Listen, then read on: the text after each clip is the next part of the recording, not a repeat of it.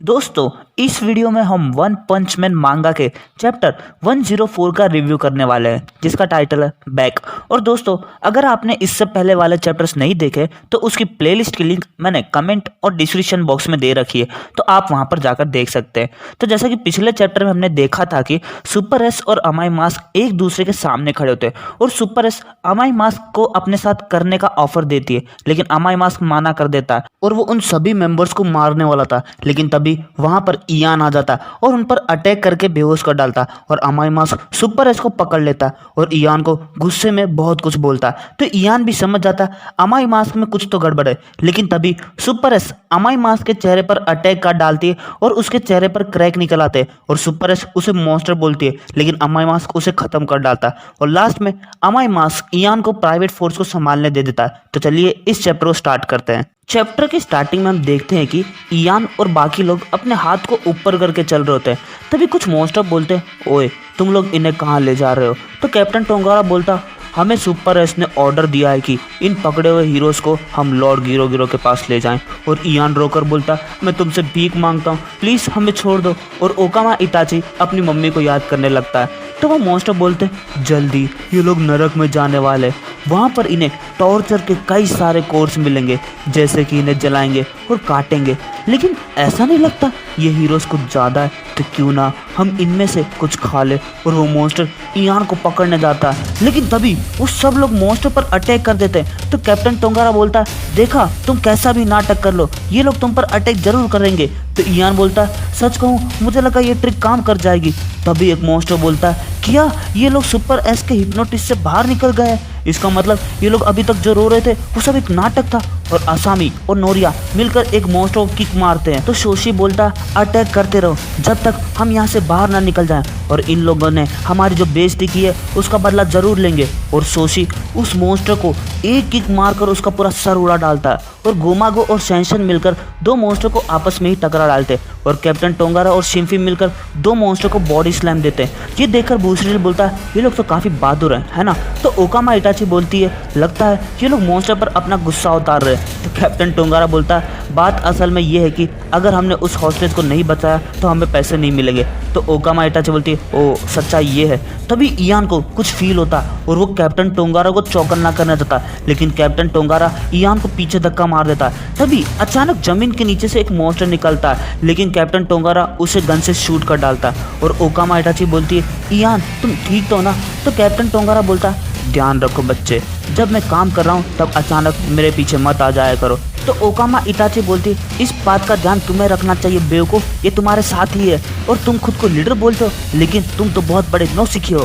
तभी बूस्टर बोलता, क्या तुम्हें इस बात की चिंता हो रही है? वो तुम्हारी प्रोटेक्शन नहीं करेगा, चिंता मत करो, ये हमारा स्टाइल नहीं है। तभी कैप्टन टोंगारा कुछ और मॉन्स्टर को गोली मार डालता है और बोलता, मुझे माफ़ कर देना, ये मेरी ट्रेनिंग की आदत है। फ्रंट लाइन पर हम बुलेट्स का इस्तेमाल नहीं कर सकते और हम भाड़े के सोल्जर हमेशा अपने दुश्मन से घिरे रहते हैं और उनसे बचने के लिए हम आम इंसानों की तरह अपना जीवन जीते हैं। ये लड़ाई मॉन्स्टर और हीरो से बहुत अलग है। तो ओकामा इटाची बोलती, ये ठीक तो है ना? और इयान बोलता है, ठीक है, मैं तुम्हारी बातों को याद रखूंगा। तो ओकामा इटाची बोलती है, लेकिन मैं इसे माफ़ नहीं करूंगी। उसके बाद बुरसिडल्स होता, मर्सेनरीज, ये लोग पैसे और जिंदा रहने के लिए कुछ भी कर सकते हैं और इसके लिए वो लोग किसी भी तरह के विचारों और न्याय को भी नहीं मानते। ऐसा हो सकता है ये आदमी सिर्फ अपने और अपने दोस्तों की जान की फिक्र कर रहा हो, भले ही हम लोग एक साथ फाइट कर रहे हो, लेकिन हमें इससे अपनी पीठ बचा कर रखनी होगी। तभी कैप्टन टोंगारा बोलता, ओए दाढ़ी वाले इंसान, मैंने देखा तुम उस टाइप के बंदे हो जो रोने का नाटक भी नहीं कर सकता। देखो अभी हमारा सिर्फ एक ही मकसद है, वो है जिंदा रहना। तो अभी तुम्हारे दिमाग में कोई भी बेकार प्राइड वाली बात चल रही हो तो उसे भूल जाओ। और ब्रूसिडिल बोलता, ये तो ऐसे एटीट्यूड दिखा रहा है जैसे कि हमने इसे नहीं, इसने हमें बचाया हो।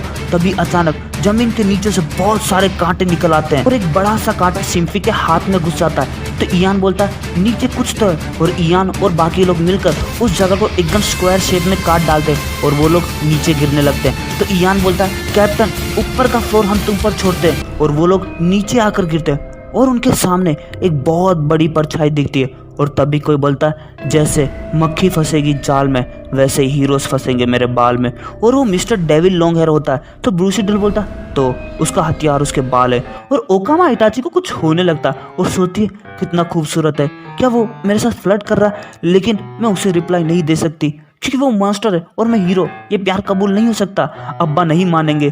तो इयान बोलता है हे ओकामा इटाची, अपने एयर ब्लेड टेक्निक से अटैक करो और देखते हैं वो कैसे रिएक्ट करता है। तुम सुन रहे हो मैं क्या बोल रहा हूँ? और इयान ओकामा इटाची को देखता और बोलता अरे यार फिर से नहीं, ये फिर से मॉन्स्टर के प्यार में गिर गया। तो ब्रूसी डिल बोलता होश में आओ बेवकूफ़। तो ओकामा इटाची बोलती है तुम बेवकूफ़ किससे बोल रहे हो, डम ड्रिल कहीं के, क्या तुम्हें मुझसे जलन हो रही है? तो ब्रूसी डिल बोलता ओए एक बार मैं इसे काट दूं। और ये सब देखकर खुद डेविल लॉन्ग हेयर को शर्म आ रही होती है। तो इयान बोलता शांत हो जाओ और फालतू काम बंद करो, पता है ना हमें मास्टर यहाँ पर क्यों लेके आए, ताकि हम उनका काम थोड़ा हल्का कर सके। तो हमें जल्द से जल्द इस रेस्क्यू मिशन को कंप्लीट करना होगा, क्योंकि अगर हम इतना स्लो काम करेंगे तो हम मास्टर के सामने क्या मुंह दिखाएंगे। और अगले पैनल में हम एटॉमिक समुराई को देखते हैं जो मॉन्स्टर को काट रहा होता है। तो ओकामा इटाची बोलती है मैं जानती हूँ तुम एक अच्छे आदमी हो, लेकिन मुझे ये करना होगा, मुझे माफ़ कर देना, ये बहुत बुरा हो रहा है, लेकिन मैं तुम्हारी फीलिंग्स का जवाब नहीं दे सकती। तो डेविल लॉन्ग हेयर बोलता तुम्हारी रिजेक्शन की न्यूज़ ऐसी लगती है जैसे स्क्रू ने बोल्ट में जाने से मना कर दिया। और ओकामा इटाची पूरा गोल घूमकर ब्लेड से हवा में एक शार्प एयर बनाती है। और ब्रूसी डिल सोचता है एयर ब्लेड टेक्निक, इस टेक्निक से लॉन्ग रेंज अटैक किए जा सकते हैं। इस टेक्निक में हवा में स्लैश करके बहुत बड़ा ब्लेड बनाया जाता है। मुझे इस बात को मानना पसंद नहीं है, लेकिन ये टेक्निक मेरी औकात के बाहर है। तो डेविल लॉन्ग हेयर बोलता है जैसे मेंढक कुएं में रहकर समुद्र की गहराई नहीं जानता, वैसे ही ए क्लास हीरोज मेरे बालों के टेरर के बारे में नहीं जानते। और डेविल लॉन्ग हेयर उस अटैक को सिर्फ अपने बाल से रोक लेता और ये देखकर इयान शॉक हो जाता और सोचता ये इम्पॉसिबल है, उसने एयर ब्लेड को सिर्फ अपने बालों से रोक लिया और वो जो भी बोल रहा है उसका तो कुछ मतलब भी नहीं निकलता।